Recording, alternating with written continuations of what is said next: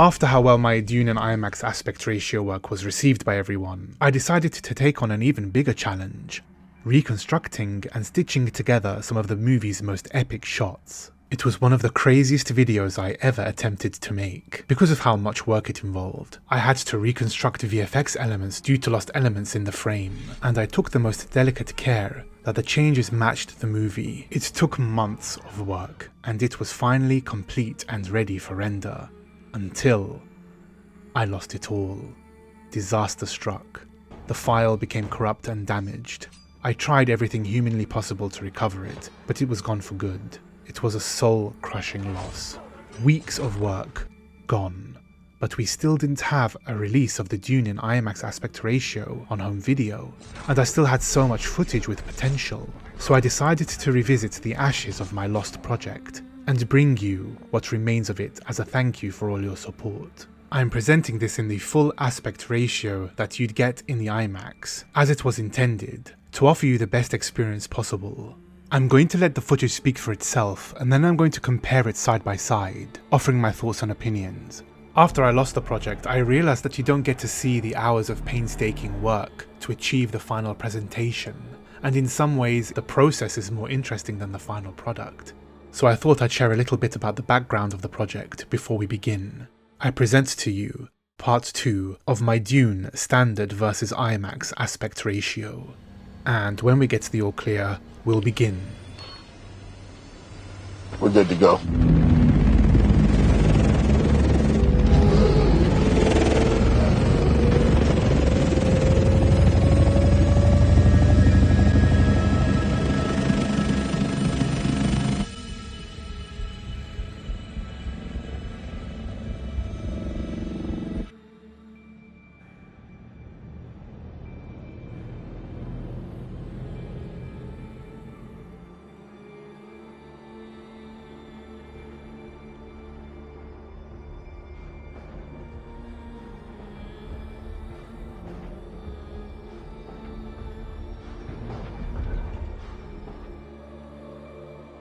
Why did the Emperor choose this path? And who will our next oppressors be?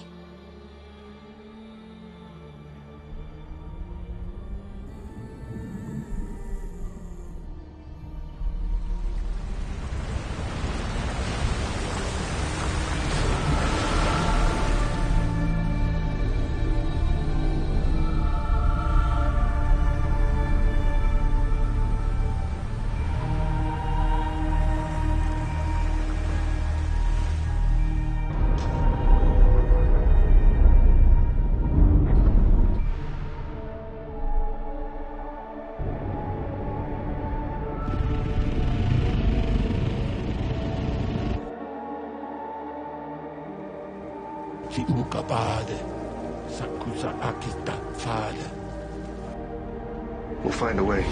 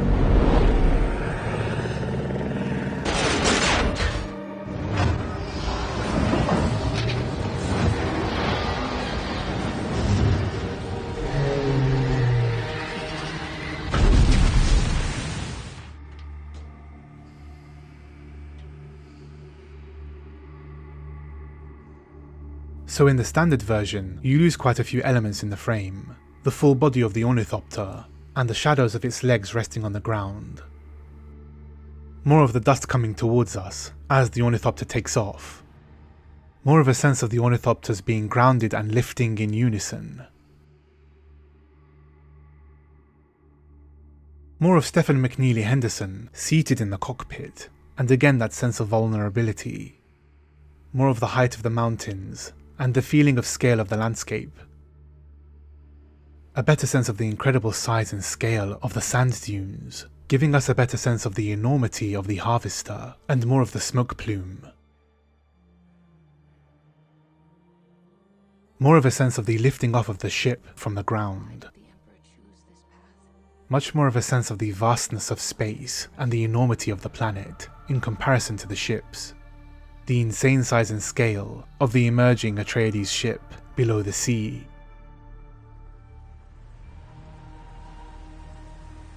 Much more of the ship rising from the ocean, and more of a sense of the waves breaking across the sea.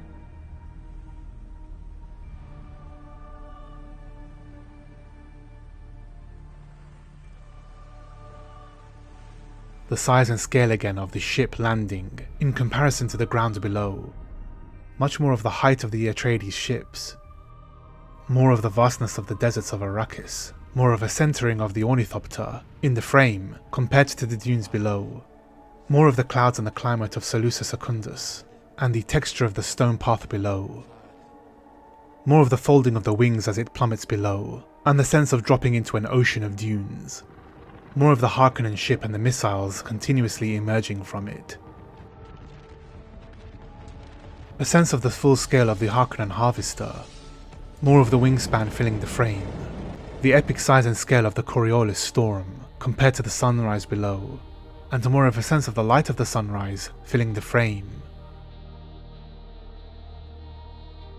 The way the darkness opens up the sense of size and scale of the hangar bay. More of the dust being kicked up by the wings of the ornithopter upon takeoff. More of the mountains in the background in the opening of the hangar bay, and more of the ornithopter wings. More of a sense of the spherical design, and the sense of size and scale compared to the mountains outside of it.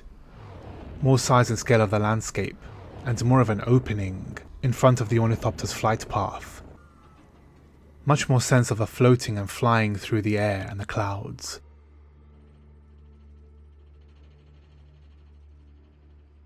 More of a sense of the ornithopter finding a place to land. Much more of a feeling of the ornithopter dropping and diving through the air. And much more of a feeling of the spinning of the ornithopter. The 143 makes you feel small and vulnerable, like prey in the wilderness. By now we've learned that watching movies in IMAX is far superior to the standard movie-going experience. While you have the option of Dolby Cinema for great sound, you don't get the full aspect ratio.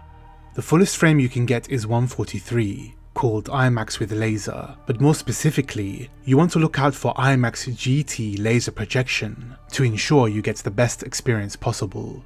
A dual RGB laser projector offers you the best and fullest image, and if you're in doubt, you should call the cinema that you're going to go to before booking a ticket to your showing. I think dual laser projection will have the best brightness and contrast, and good sound too. In an interview by Kevin McCarthy, he asks Denis Villeneuve about the Dune in IMAX home video release. I was lucky enough to see the first Dune in 143 IMAX, and it was, Can you please get the home video release to have the 178 jump to the IMAX? Because the first Blu-ray didn't have those jumps, and I'm hoping that the second video home release... there will be, I think that IMAX are planning to do a release of the Blu-rays with... I think we did it for Part 1.